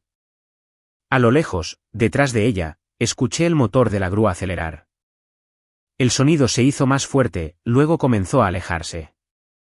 Sofía emitió un sonido ahogado, como si acabara de ver morir algo. Dijo que se había ido. Su voz era plana ahora, vacía. Dijo que el lazo ya no estaba. Dijo que parecía cualquier otro coche cuando lo arrastraban, como si nunca hubiera sido especial. Dijo que la gente seguía mirando. Le pregunté de nuevo si papá había devuelto la llamada. Dijo que no. Dijo que mamá no contestaba. Dijo que se sentía abandonada. Por un breve momento, algo tierno se movió en mí. No exactamente lástima, sino un reconocimiento. A Sofía la habían criado para creer que el mundo la atraparía antes de que cayera. Nunca le habían enseñado a aterrizar. Le dije que llamara a un servicio de transporte. Le dije que se fuera a casa. Le dije que le contara a papá lo que pasó cuando llegara. Sofía comenzó a llorar de nuevo, pero más suave esta vez, como si se estuviera quedando sin energía. Me preguntó qué iba a hacer papá. La pregunta cayó pesada. ¿Qué iba a hacer papá? Eso era lo que mi familia siempre preguntaba cuando algo salía mal. No qué vamos a hacer. No qué podemos cambiar. ¿Qué va a hacer papá? Y por primera vez, no tenía una respuesta. Dije que no sabía. Sofía se quedó en silencio. Luego dijo algo pequeño, casi como si estuviera hablando consigo misma. Dijo: papá se va a enfadar mucho. Enfadado, no avergonzado. Enfadado, no preocupado. Enfadado. Imaginé a papá escuchando la noticia. La forma en que su cara se tensaría. La forma en que su voz se agudizaría. La forma en que buscaría una manera de culpar a otra persona. La grúa había hecho su trabajo. El oficial había hecho su trabajo. El prestamista había hecho su trabajo. La realidad había hecho su trabajo. A papá solo le quedaría una cosa. Consecuencias. Sofía colgó poco después, diciendo que tenía que salir del estacionamiento, que la gente seguía mirando, que no podía quedarse allí más tiempo. Su voz sonaba como si hubiera envejecido 10 años en una tarde. Cuando terminó la llamada, me quedé apoyada en mi coche durante mucho tiempo, mirando las filas de vehículos estacionados, carritos de la compra y gente entrando y saliendo de la tienda como si nada hubiera pasado. Pensé en el garaje de Navidad, los aplausos, el orgullo. Pensé en la etiqueta de precio de mis calcetines. Pensé en la voz firme de papá diciéndome: o lo tomas, o te marchas. Y ahora imaginé a Sofía al borde de la carretera viendo una grúa llevarse su sueño. La niña dorada, humillada a plena luz del día. No sentí alegría. Sentí algo más silencioso y duro, como una verdad asentándose. Su mundo había sido construido sobre una base que dependía de que yo me mantuviera en silencio y pagara sin rechistar. En el momento en que me detuve, las grietas no aparecieron. Ya estaban allí. Simplemente, por fin se mostraron. Me subí a mi coche, giré la llave y conduje a casa con mis compras en el asiento trasero, la calefacción calentando mis manos, mi mente demasiado clara para estar cómoda. Para cuando llegué a mi plaza de aparcamiento y subí las bolsas, sabía que las próximas llamadas estaban por llegar. Y también sabía que no las iba a detener. Las llamadas llegaron de todos modos. No todas a la vez. No en una avalancha como antes. Llegaron en oleadas, espaciadas por días de pesado silencio. El tipo de silencio que se espesa con el pavor. No me enteré de las cartas de inmediato. Me enteré de ellas como te enteras de una tormenta después de que ya ha arrasado la ciudad. Piezas de información dispersas, incompletas, transmitidas por voces que sonaban desgastadas. El primer mensaje vino de mamá. No una llamada. Un texto corto que decía: recibimos correo hoy. ¿Mucho? No respondí. Unos días después, Sofía envió una foto. Solo una. Un sobre en la mesa de la cocina con el sello del condado impreso en la esquina. La dirección del remitente por sí sola contaba la historia. Oficina de Impuestos sobre la Propiedad. Miré la imagen más tiempo de lo que esperaba. Durante años, la cuenta de depósito para impuestos se había encargado silenciosamente de todo. Impuestos pagados a tiempo. Sin dramas. Sin avisos pegados en las puertas. Era uno de esos sistemas invisibles que la gente olvida que existen hasta que dejan de funcionar. Ahora había dejado de funcionar. Siguieron más cartas. No enviadas a mí, sino fotografiadas y reenviadas como pruebas en un juicio al que nadie quería asistir. Avisos del banco sobre un déficit en la cuenta de impuestos. Estados de cuenta explicando que los pagos anteriores ya no cubrían el saldo. Advertencias sobre montos vencidos. Cada sobre parecía más pesado que el anterior. Podía imaginarlos apilándose en la encimera de la cocina en Naperville, apartados al principio, luego apilados, luego mirados con incredulidad. Podía ver a papá recogiéndolos, dándoles la vuelta, buscando un error. Podía ver a mamá sentada en la mesa con las manos cruzadas, susurrando oraciones que no había dicho en años. Y podía ver a Sofía observando todo con los ojos muy abiertos, finalmente entendiendo que el mundo no funcionaba con promesas. Las discusiones comenzaron poco después. No las escuché directamente. Me enteré de ellas en fragmentos. Sofía se quejaba de que mamá no paraba de llorar. Mamá decía que papá nunca escucha. Papá espetaba que nadie apreciaba lo duro que trabajaba. Todos hablaban. Nadie asumía la responsabilidad. Sofía envió un mensaje de voz una noche que casi borré sin escuchar. Su voz sonaba frágil, como un vidrio estirado demasiado fino. Dijo que no sabía cómo funcionaban las facturas. Dijo que pensaba que el dinero simplemente venía de papá. Dijo que no entendía por qué todo era de repente tan complicado. Esa frase se quedó conmigo más tiempo de lo que quería. El dinero simplemente venía de papá. No del trabajo. No de la planificación. No del sacrificio. Simplemente venía. Pensé en todas las veces que había ajustado silenciosamente mi propio presupuesto para hacer hueco al de ellos. Todas las veces que me había dicho que compraría algo más tarde. Todas las veces que había tragado resentimiento y lo había llamado familia. Y Sofía nunca había visto nada de eso. La siguiente vez que papá llamó, era tarde por la noche. La luz de mi apartamento se había suavizado, del tipo que hace que todo se sienta más lento. Casi dejé que sonara, pero algo en mí quería escuchar su voz ahora. No porque necesitara un cierre, sino porque necesitaba confirmación. Sonaba mayor. No débil. No derrotado. Solo cansado de una manera que venía de perder el control de una narrativa que te habías contado a ti mismo durante años. No gritó. No acusó. Preguntó si sabía que era un déficit en la cuenta de impuestos. Dije que sí. Preguntó por qué el condado estaba enviando avisos. Dije que porque los pagos ya no se estaban haciendo. Se quedó en silencio durante un largo momento. Luego dijo que pensaba que todo se arreglaría por sí solo. Esas palabras cayeron pesadas. Se arreglaría por sí solo. Ese había sido su plan. No una estrategia. No un presupuesto. Una creencia. Admitió entonces lo que Sofía solo había sospechado. Dijo que compró el BMW en secreto. Dijo que no se lo dijo a mamá al principio. Dijo que no pensó que sería un problema. Dijo que Sofía llevaba meses hablando de cómo todas sus amigas tenían coches nuevos. Dijo que ella trabajaba duro. Dijo que era un regalo de graduación. Dijo que quería hacer algo especial. Dijo que asumió que las cosas seguirían bien. Me recliné en mi sofá y cerré los ojos. No había preguntado si podía permitírselo. No había hecho números. No había mirado el impacto a largo plazo. Había mirado a su hija, a su orgullo y al momento. Y había contado conmigo sin siquiera decir mi nombre. Dijo que pensó que si surgía algo, lo resolveríamos. Dijo que la familia siempre lo resuelve. Le dije que la familia resolviéndolo había significado que yo lo resolviera. ¿Sola? No discutió. Ese silencio me dijo más de lo que cualquier disculpa podría haber dicho. Las cartas siguieron llegando. Avisos finales. Montos vencidos.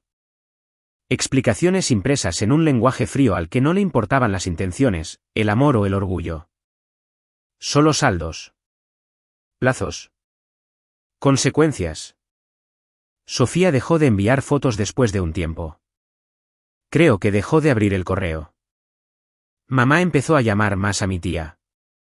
Me enteré de eso a través de una prima que llamó para ver cómo estaba, su voz cautelosa, como si estuviera entrando en una habitación con cristales rotos en el suelo. Preguntó si las cosas estaban realmente tan mal. Dije que sí. Preguntó si estaba ayudando. Dije que no. Hubo una pausa. Luego dijo que entendía, pero no sonaba segura. No me expliqué. Había aprendido para entonces que las explicaciones eran invitaciones a discutir. Dentro de la casa, la dinámica cambió de maneras que podía sentir desde kilómetros de distancia. Papá ya no era el centro estable. Ahora estaba reaccionando, no liderando. Mamá oscilaba entre el pánico y la negación. Sofía oscilaba entre la ira y el miedo. Y yo ya no era la viga de soporte invisible que sostenía todo en pie. Una noche, papá llamó de nuevo. Esta vez, su voz era plana. Dijo que había ido al banco. Dijo que se sentó frente a un hombre más joven que él que hablaba en tonos cuidadosos. Dijo que le expusieron los números. Dijo que el margen de error había desaparecido. Dijo que no reconocía la situación en la que se encontraba. Esa frase me dolió más de lo que esperaba. Dijo que siempre pensó que tenía el control. Dijo que pensaba que la responsabilidad significaba buenas intenciones y trabajo duro. Dijo que no se daba cuenta de cuánto había delegado. No dije nada. Lo dejé hablar. Dijo que no sabía cómo arreglarlo. Ese era el momento que había estado esperando sin darme cuenta. No el colapso. No el drama. La admisión. Papá no sabía cómo arreglarlo. Y no intervine. No le dije qué hacer. No me ofrecí a hacer una llamada. No sugerí un plan. No le recordé que yo podría manejarlo si tan solo me dejara. Escuché, y cuando terminó, le dije que esperaba que encontrara una manera. La línea quedó en silencio. Lo imaginé de pie en la cocina, teléfono en mano, mirando la misma encimera donde una vez había colocado una carpeta debajo del árbol de Navidad. Lo imaginé dándose cuenta de que la red de seguridad había desaparecido, no porque yo fuera cruel, sino porque él nunca había reconocido su existencia. Después de esa llamada, el silencio se prolongó más. Pasaron días sin mensajes. Luego semanas. Las cartas no se detuvieron. Los problemas no se resolvieron mágicamente. Pero algo más cambió. La culpa se calmó. Hubo menos acusaciones. Menos demandas frenéticas. Menos intentos de arrastrarme de nuevo al centro de su caos. Estaban demasiado ocupados lidiando con las consecuencias como para concentrarse en controlar la narrativa. Me senté en mi apartamento una noche, doblando la ropa, escuchando el suave zumbido de la secadora a través de la pared, y sentí una extraña mezcla de dolor y alivio. Dolor por la familia que pensé que tenía. Alivio de que ya no tenía que fingir.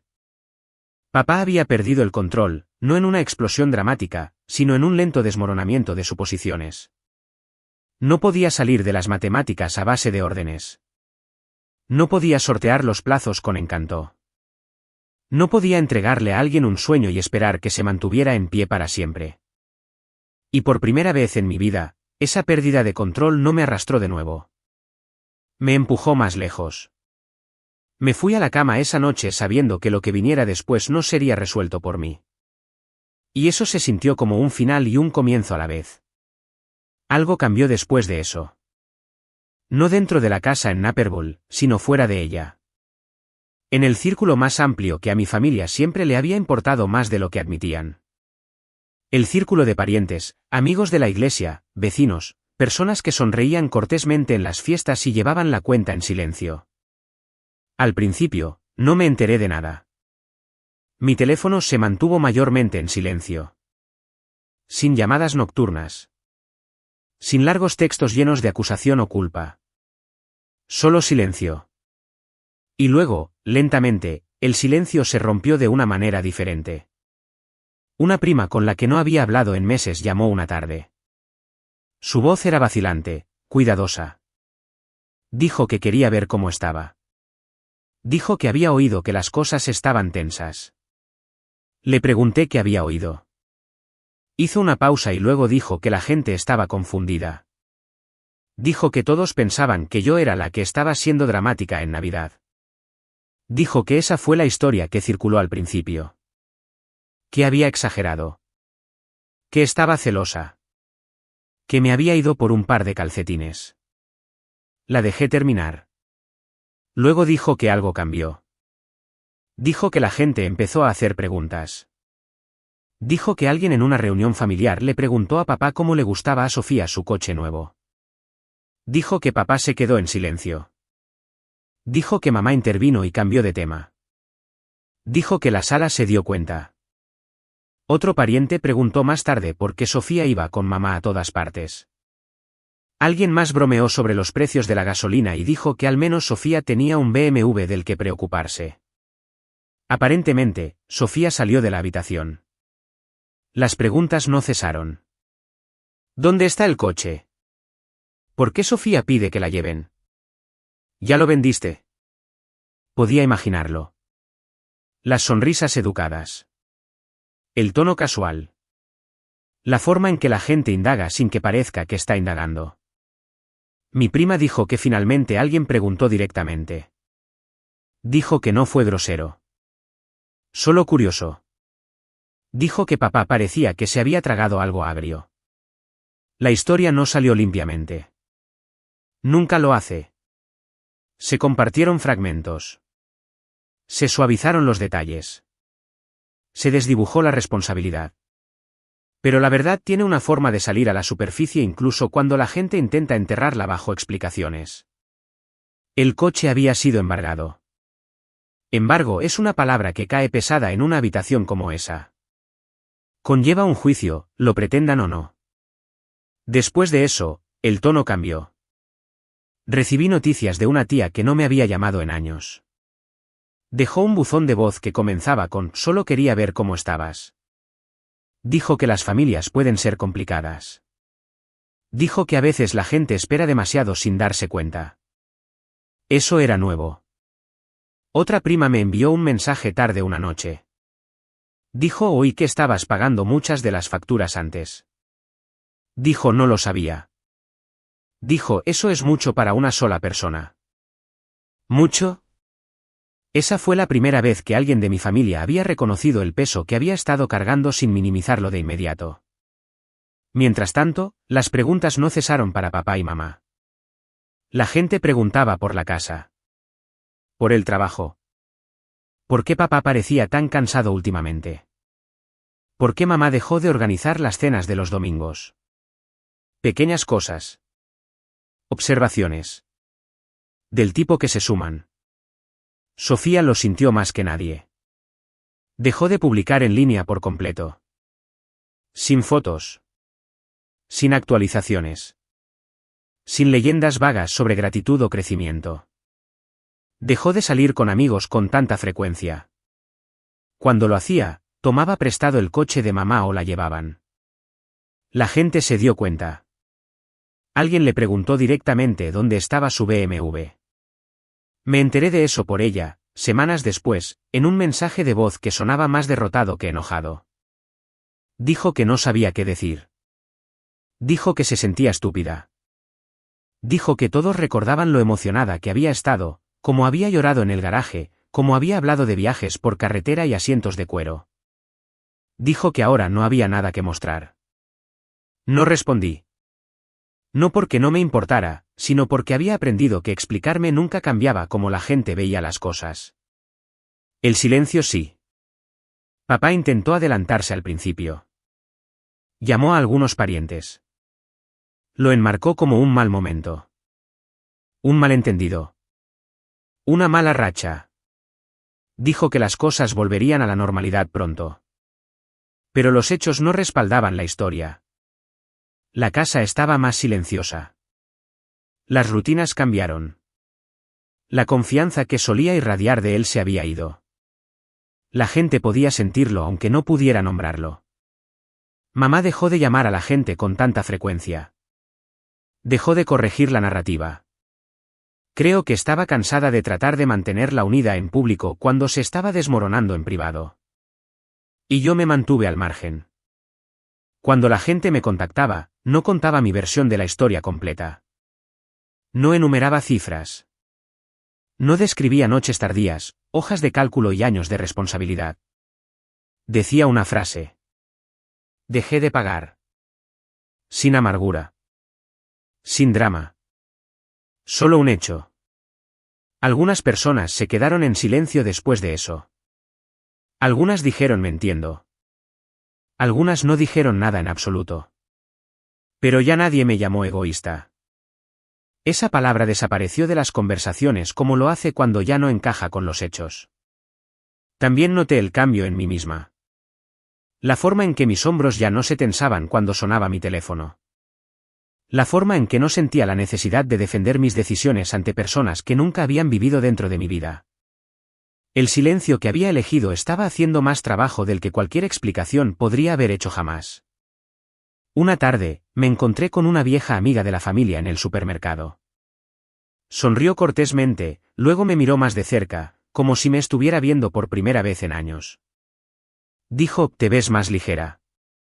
Me reí suavemente, sorprendida por su honestidad. Dije, «Me siento más ligera». Ella asintió, como si eso tuviera sentido. Como si hubiera visto esta historia antes, tal vez la hubiera vivido ella misma. Ya nadie me pedía que arreglara nada. Nadie insinuaba que debería intervenir por el bien de la paz. Nadie me recordaba que la familia es lo primero. La comprensión tácita había cambiado. La gente vio que lo que había pasado no era un berrinche. Era un límite. Papá dejó de llamarme para pedir consejo. Cuando llamaba, era breve. Neutral. A veces incómodo. La autoridad había desaparecido de su voz. En su lugar había cautela. Los mensajes de mamá se suavizaron. Menos acusación. Más actualizaciones. Me contó cuando Sofía empezó a trabajar más horas. Me contó cuando papá pasó todo un fin de semana ordenando papeles en lugar de ver la televisión. Me contaba cosas como si estuviera informando del tiempo. Sofía se mantuvo mayormente en silencio. Cuando se comunicaba, no era para presumir o quejarse. Era para hacer preguntas simples sobre la edad adulta que nunca había necesitado hacer antes. ¿Cómo se presupuesta la compra? ¿Cómo sabes lo que puedes permitirte? Esas preguntas solían parecer cargas. Ahora parecían señales de que algo estaba cambiando, aunque lentamente. Respondí algunas de ellas. No todas. Elegí cuidadosamente lo que daba y lo que guardaba. Y no volví a asumir el papel de protectora o proveedora. Dejé que mi ausencia hablara por sí misma. Hay un poder particular en el silencio cuando es elegido y no impuesto. Cuando no es evasión, sino claridad. Lo sentí en mi propio cuerpo. En la forma en que mi respiración era más fácil. En la forma en que mis pensamientos ya no se adelantaban para anticipar el desastre. Durante años, mi familia había hablado en voz alta sobre la lealtad, el sacrificio y la familia primero. Nunca habían examinado quién estaba pagando por esos valores. Ahora estaban siendo examinados por otros.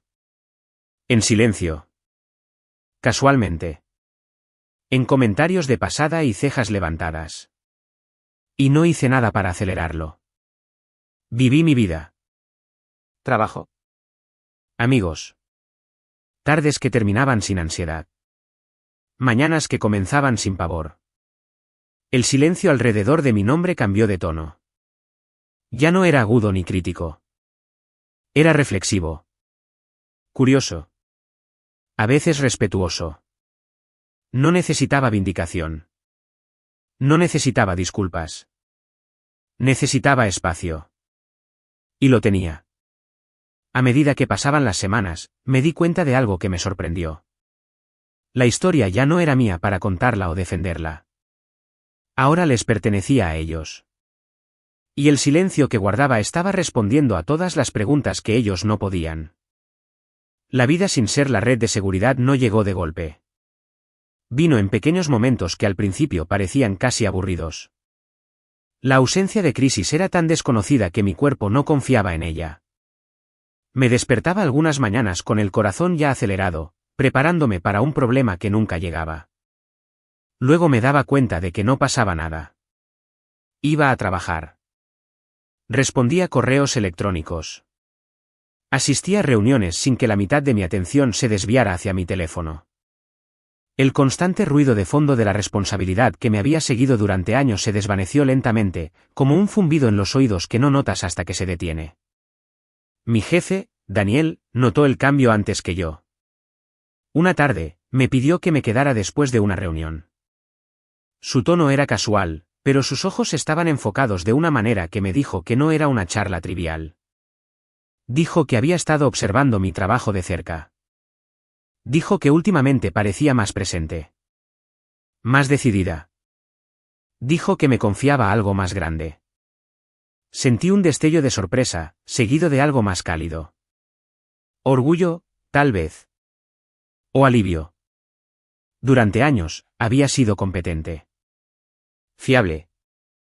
La persona en la que la gente se apoyaba. Pero también estaba cansada. Distraída. Dividida en dos entre mi propia vida y el trabajo invisible que me esperaba en casa. Ahora, había espacio. Daniel empezó a incluirme en conversaciones de las que nunca antes había formado parte. Planificación presupuestaria. Estrategia a largo plazo. Decisiones que requerían un pensamiento claro y seguimiento. No dudé como solía hacerlo. No me cuestioné a mí misma. Me di cuenta de que había estado operando en modo de supervivencia durante tanto tiempo que había olvidado lo que se sentía construir en lugar de remendar. Mis finanzas también cambiaron, no porque de repente tuviera más dinero, sino porque el dinero que ganaba finalmente se quedaba donde pertenecía. Pagué mis facturas a tiempo sin estrés. Ahorré sin resentimiento. Compré comestibles sin calcular cuánto quedaba para otra persona. No era un lujo. Era estabilidad. Cociné más. Comidas sencillas. Nada impresionante. Pero comía en mi mesa en lugar de estar de pie en la encimera revisando mensajes. Dormí mejor. Más profundamente. Sin sueños de teléfonos sonando o avisos de vencimiento. Hubo momentos en que el silencio se sentía demasiado silencioso. Veía algo pequeño que me recordaba a mi familia. Un anuncio de una venta navideña. Una casa con luces encendidas en cada ventana. Un coche como el que Sofía solía conducir. Esos momentos venían con un tirón en el pecho. No exactamente arrepentimiento. Más bien como un duelo. Los extrañaba a veces. O quizás extrañaba la idea de ellos. La versión de la familia en la que había pasado años tratando de ganarme un lugar. Me permití sentir esa tristeza sin actuar en consecuencia. Hubo días en que la culpa se colaba, sin ser invitada. Susurraba que los había abandonado. Que había elegido la paz por encima de la lealtad. Que debería llamarlos más, hacer más, ser más. En esos días, me recordaba la mesa. Los calcetines. Las palabras que me dijeron exactamente cuál era mi lugar. O lo tomas, o te marchas. Me había marchado. Y seguía en pie. La parte más extraña fue darme cuenta de cuánta energía había gastado esperando que algo saliera mal. Incluso semanas después de que el caos se hubiera calmado, me sorprendía a mí misma buscando el peligro. Revisando mi teléfono por reflejo. Ensayando mentalmente respuestas a emergencias que nunca llegaron. Una tarde, mientras estaba sentada en mi sofá leyendo, me di cuenta de repente. No estaba esperando una crisis. El pensamiento me detuvo en seco. Cerré el libro y me quedé mirando la pared, dejando que la comprensión calara.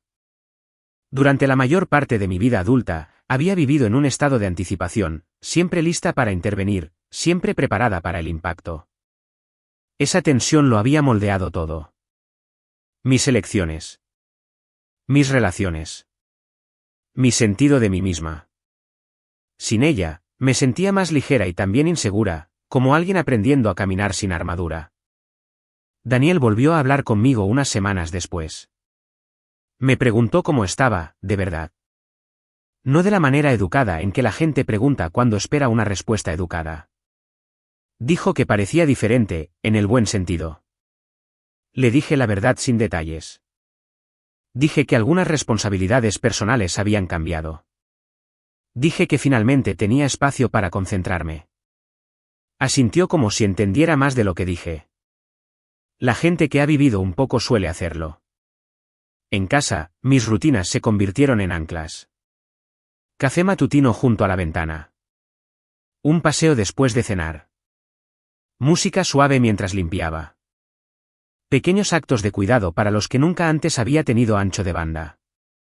Dejé de explicarme a personas que no necesitaban una explicación.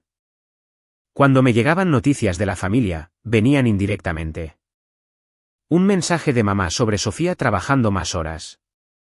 Una breve actualización de papá sobre la clasificación de papeles. Información neutral, compartida sin expectativas. Respondía cuando me parecía correcto. Brevemente. Amablemente. Sin ofrecer soluciones. Noté que mis respuestas ya no iban seguidas de peticiones. La dinámica había cambiado. Ya no era la solución. Esa verdad se asentó lentamente, como el polvo después de un largo viaje por un camino de grava. Hubo noches en que pensé en la versión más joven de mí misma. La que creía que el amor era algo que se demostraba con resistencia. La que pensaba que ser necesitada era lo mismo que ser valorada. Desearía poder decirle que no lo era. Pero quizás necesitaba aprenderlo por las malas, como lo hice yo. Un sábado por la mañana, me desperté tarde y me quedé en la cama escuchando la lluvia contra la ventana. Sin agenda. Sin urgencia. Solo tiempo extendiéndose frente a mí como una carretera abierta. Sonreí al techo, una pequeña sonrisa privada, y sentí que algo cambiaba de nuevo. No estaba conteniendo la respiración. Eso podría sonar insignificante, pero para mí se sentía monumental. Me levanté, preparé café y dejé que el día se desarrollara sin forzarlo a ser útil. Hice recados. Respondí a algunos correos electrónicos. Me reuní con una amiga para almorzar y me reí sin revisar mi teléfono cada 5 minutos. En el camino a casa, detenida en un semáforo en rojo, vi mi reflejo en el espejo retrovisor. Parecía cansada, pero no agotada. Concentrada, pero no tensa. Parecía yo misma. La culpa no desapareció por completo. Probablemente nunca lo hará. El amor deja marcas incluso cuando pones límites. Pero la culpa ya no dirigía mi vida. Había aprendido algo que no sabía que necesitaba aprender. Que dar un paso atrás no significaba que fuera desalmada. Significaba que era honesta. Que la paz no era algo que esperas que te den. Era algo que eliges, incluso cuando decepciona a las personas que se beneficiaban de tu sacrificio. Giré en mi calle y estacioné mi coche, el mismo que había conducido lejos de Naperville meses antes. Parecía una vida entera y también como si hubiera sido ayer. Mientras subía las escaleras hacia mi apartamento, llaves en mano, me sentí estable. ¿Anclada? Ya no vivía en reacción. Vivía hacia adelante. Y supe, en el fondo, que lo que viniera después, lo enfrentaría sin abandonarme a mí misma de nuevo. La conversación tuvo lugar meses después, no en una confrontación dramática, no alrededor de una mesa festiva, no con testigos. Sucedió en una tarde ordinaria, cuando el aire se sentía neutral y nada estaba en llamas. Papá llamó y preguntó si podíamos hablar. No exigió. Preguntó. Le dije que sí.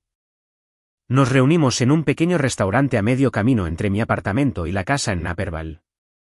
El tipo de lugar con cabinas de vinilo y tazas de café rellenadas y un bajo murmullo de conversación que hacía posible la privacidad sin aislamiento. Mamá ya estaba allí cuando llegué. Se levantó cuando me vio, dudó y luego volvió a sentarse. Su sonrisa era cuidadosa, ensayada. Papá se levantó más lentamente. Parecía más delgado de lo que recordaba. Mayor de una manera que no tenía nada que ver con el tiempo. Pedimos comida que apenas tocamos. Durante un rato, nadie supo cómo empezar.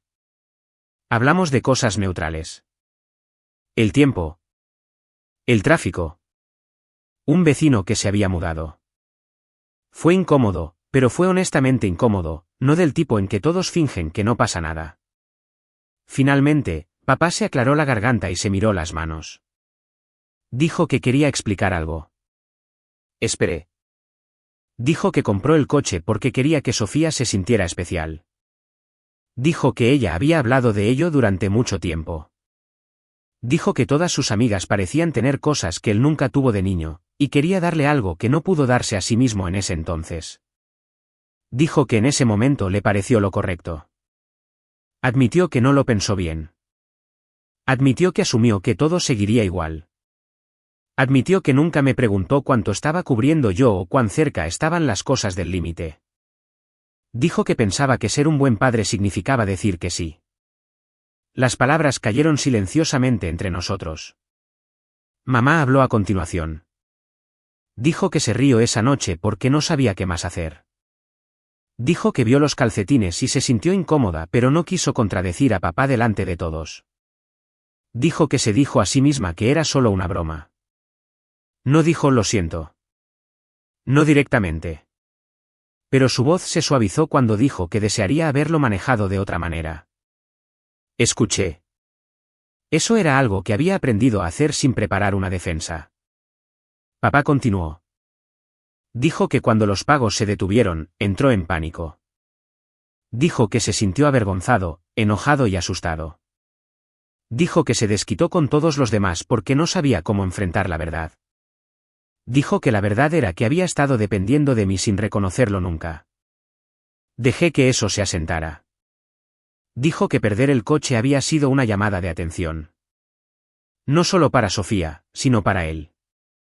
Dijo que ver la grúa llevarse el coche fue uno de los peores momentos de su vida, no por el coche, sino porque se dio cuenta de lo frágil que había sido todo. Dijo que ya no quería vivir así. Mamá agregó que Sofía había cambiado. Dijo que Sofía ahora trabajaba más horas. Dijo que se quejaba menos. Dijo que hacía preguntas en lugar de asumir. Dijo que no era fácil, pero era real. Miré a papá y le pregunté una cosa. Le pregunté si lo haría de manera diferente ahora. No respondió de inmediato. Luego dijo que sí. Dijo que habría tenido la conversación.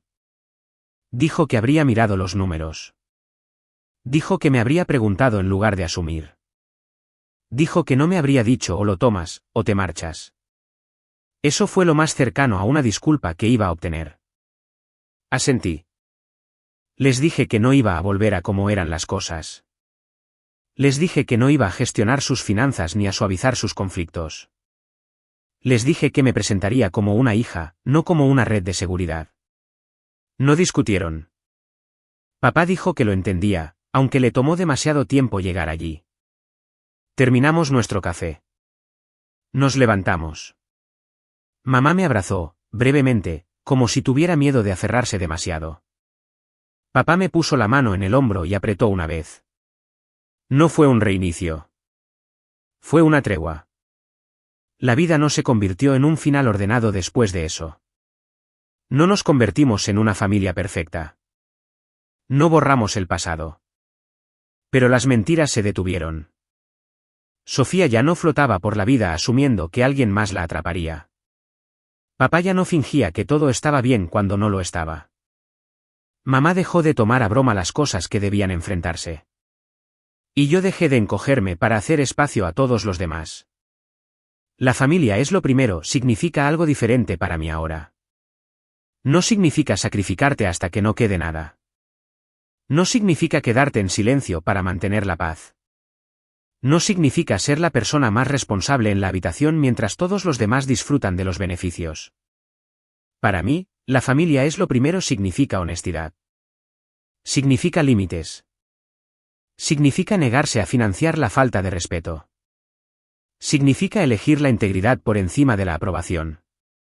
Alejarme no fue una venganza de la manera en que la gente espera que sea la venganza. No hubo gritos, ni exposición pública, ni confrontación dramática. Hubo silencio. Hubo verdad. Hubo consecuencias que llegaron en su propio tiempo. Eso fue suficiente.